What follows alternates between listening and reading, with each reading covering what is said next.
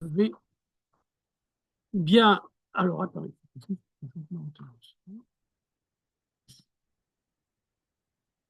Hop là. Bienvenue, Daniel. Donc, nous sommes heureux de t'accueillir aussi en préambule, je dirais, de l'Assemblée générale d'Espace Mars.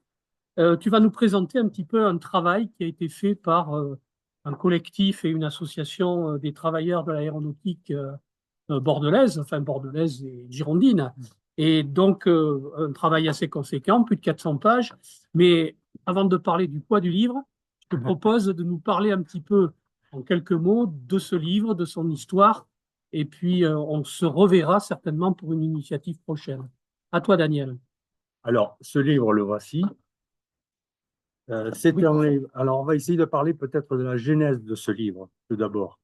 Alors, il s'agit pour l'essentiel de la réédition d'un livre paru en décembre 2017 et qui faisait suite au déplacement de la stèle de la SN Caso et pour lequel nous avions quelques insatisfactions, à la fois concernant les biographies de beaucoup d'entre eux, biographies qui étaient relativement succinctes. Toutes les victimes n'avaient pas été identifiées. Et les circonstances de leur décès n'ont pu pas toujours précisé. Il est aussi une réaction à une remarque faite par le président d'une association mémorielle, certains doivent s'en souvenir ici, et qui avaient eux-mêmes fait des recherches sur ces mêmes victimes et qui lui-même ne les avait pas toutes identifiées. Alors, il évoquait entre autres, certains otages de la SNCASO ne sont pas sur le monument, ont été remplacés par de simples agriculteurs de la commune, et on parlait en l'occurrence de Saint-Astier, qui n'ont rien à voir avec l'aéronautique. Il disait aussi, vers qui s'incline le drapeau, pour qui dépose-t-on ces gerbes? Et il prenait un exemple, pour 5 personnes mortes au combat, une seule est bien connue, c'est Pierre Trébault. Et en même temps, il reprochait aussi le mot, enfin le terme martyr de l'aéronautique sur le premier livre que nous éditions. Alors, on s'en était un petit peu expliqué avec lui, et ça nous avait incité un petit peu à dire, bon, on ne peut pas se contenter de ces remarques, il faut qu'on aille plus loin, il faut qu'on définisse effectivement toutes ces victimes et qu'on les identifie formellement. Alors, sûrement qu'on a été piqué au vif à l'époque, ça je le reconnais un petit peu, mais on avait entre autres comme appui disons, les interventions et les témoignages de résistants de la SN Caso. En l'occurrence, il s'agissait d'Aimé Jusant et de Robert Khalit. Et en même temps, le syndicat comme l'entreprise avaient formellement identifié les personnes qui étaient sur la stèle, avaient validé ces noms-là et avait fait une certaine purge d'ailleurs dans l'entreprise à l'époque. Hein. Donc on était relativement sûr de nos noms, mais encore fallait-il le prouver. Alors, qui étaient ces salariés? Alors, ils étaient les salariés de 2 entreprises bordelaises, la SN Caso et l'AIA. Quand on parle de la SN Caso, il s'agit en fait de 4 sites de la SN Caso. C'était Bacalan, c'était Mérignac, c'était Bègle-Birambitz et Bègle, euh, le nom m'échappe, bon, ça me reviendra, euh, et Bègle-Tartifune, voilà, ça me revient. Cette entreprise, la SN Caso, elle a vécu de 1936 à 1950 lorsqu'elle a été démantelée. Et elle est devenue, en gros, pour l'essentiel, la Sferma. Cette Sferma va devenir la Sogerma. Aujourd'hui, c'est Airbus Atlantique. Voilà. L'entreprise SN Caso, une partie des activités de la SN Caso va être reprise par la suite par Marcel Bloch, qui va devenir Marcel Dassault. C'est l'usine Dassault d'aujourd'hui. L'AIA, par contre, était une entreprise. Alors, ce que j'ai oublié de dire quand même, c'est que ces entreprises ont été nationalisées en 1936 devant l'incurie des entreprises aéronautiques qui étaient privées à l'époque.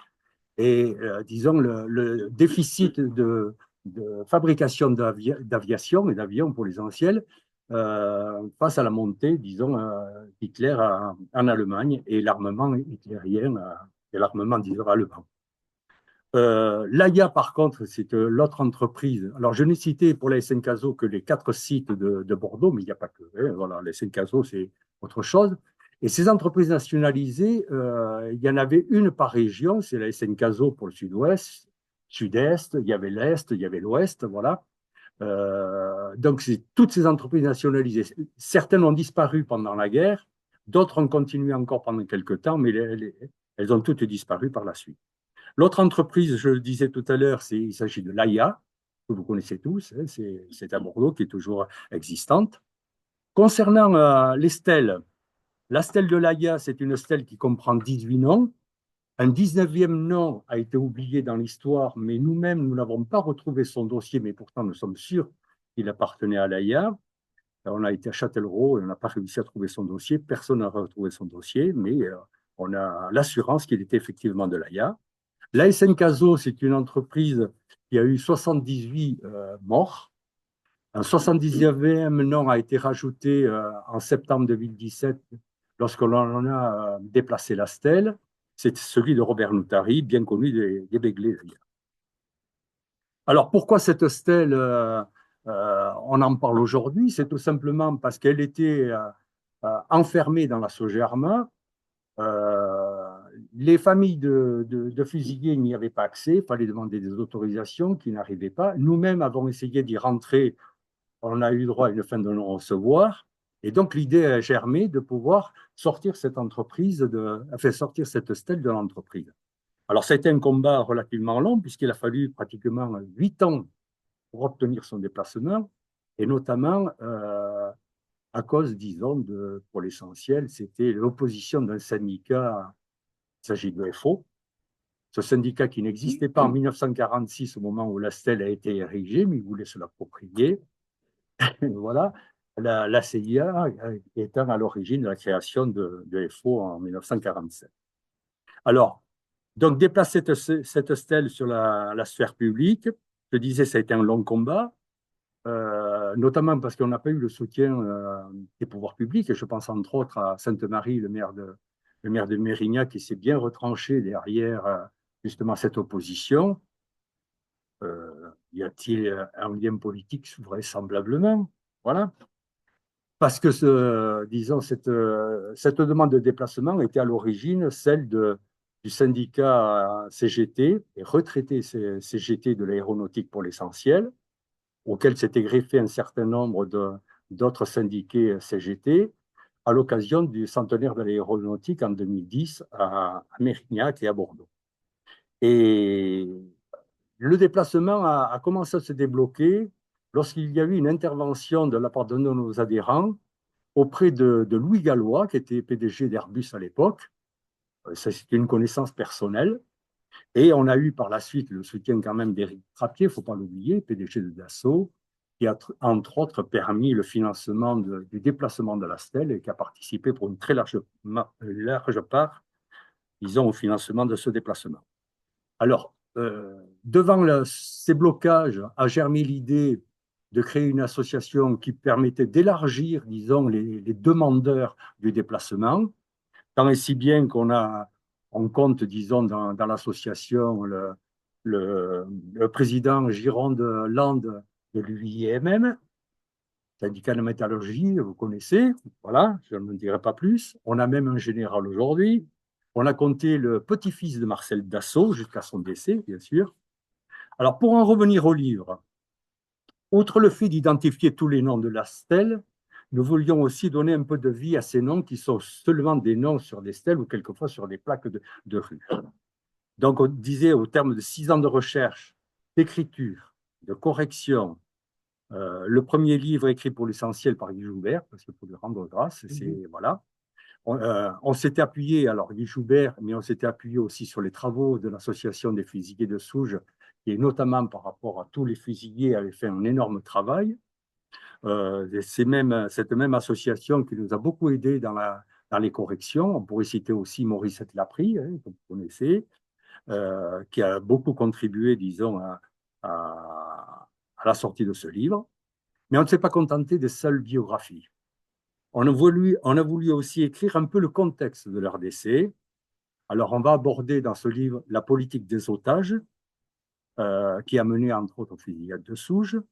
On a abordé le camp de Mérignac, qui a été occulté jusqu'en 1985 et dont l'identification de l'entrée était inconnue jusqu'à il n'y a pas longtemps.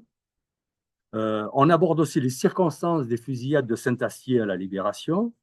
les bombardements de la région bordelaise, la déportation des politiques et résistants, mais aussi les rafles des Juifs de Bordeaux, les combats de la Pointe de Grave, l'exploitation de la main-d'œuvre par les Allemands. Alors, il s'agit des requis, il s'agit des déportés, il s'agit des STO, il s'agit des prisonniers de guerre qui ont été utilisés aussi comme main-d'œuvre, etc., etc. Et vous ferez des découvertes, je pense, dans ce livre, nous-mêmes, nous en avons fait. Et nous nous sommes aussi attachés aux femmes, épouses ou sœurs de résistants, car parler des résistants, c'est aussi parler des conséquences sur les familles de leur engagement. L'on trouvera à ce sujet la biographie de ces femmes, ainsi que celle de quelques figures du convoi qui les a amenées à Auschwitz, le premier et seul convoi de femmes résistantes qui ont été convoyées à Auschwitz. À noter quand même que ces femmes se sont permis de chanter la Marseillaise en rentrant dans le camp. Voilà, quel courage. Voilà, je crois que j'ai fini. Merci Daniel, merci pour cette présentation. Alors, juste peut-être un dernier petit mot, peut-être. Ce livre a été édité au prix de 10 euros. Ça ne couvre vraiment pas le prix, disons, de l'édition. Voilà. Le but était tout simplement de faire partager, en fait, cette histoire bordelaise au plus grand nombre. Voilà. Très bien. J'en ai terminé. Merci Daniel. Pardon. Vas-y, vas-y. Je voudrais préciser la nature du débat qu'il y a eu au départ, qu'on a parlé au début, Oui.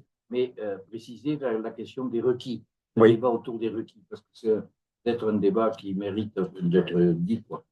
Oui, alors, de qui parle-t-on quand on parle des requis? En gros, Oui, c'est ça. Parce qu'il y avait le gars que tu évoquais un petit peu au départ ne leur reconnaissait pas la qualité de martyr parce qu'ils étaient requis. Voilà. Ah oui, alors c'est tout un débat, les requis, parce que pendant très longtemps, ce qu'on appelle les requis aujourd'hui, ce sont des personnes qui sont parties dès le mois d'octobre 1942. Les Allemands se sont directement servis dans les entreprises. Là, on était au-delà de la relève, on était au-delà disons, de la demande de travailleurs faite par les Allemands. Là, ils sont venus se servir directement dans les entreprises avec l'assentiment aussi de Pétain.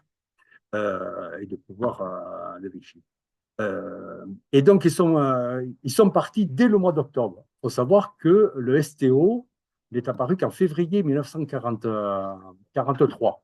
Et là, ils sont partis dès le 27 octobre, si je me rappelle bien, si j'ai bonne mémoire. C'est même un train de 1500 travailleurs qui sont partis. Depuis Bayonne, on partait depuis Bayonne, Bordeaux, ils ont raflé tout le monde sur le passage. Voilà. Alors, dans les requis, on pourrait citer aussi quelqu'un qui a écrit dans Harakiri à l'époque, qui disait que quand ils sont revenus ensuite en France, ils étaient très très mal considérés. Ils étaient pour la plupart considérés comme des volontaires parce que partis avant le STO. Il était un cadre bien défini, puisque là, c'était les classes 1920, 21, 22 qui ont été envoyées en Allemagne. Merci. Alors, moi, je pense que ce livre méritera une autre initiative, d'ailleurs, conjointe avec l'IHS. Ce sera très bien, d'ailleurs, que Jean, il a commencé à discuter. Donc, je vous propose de remercier Daniel pour cette présentation. Ce qui nous a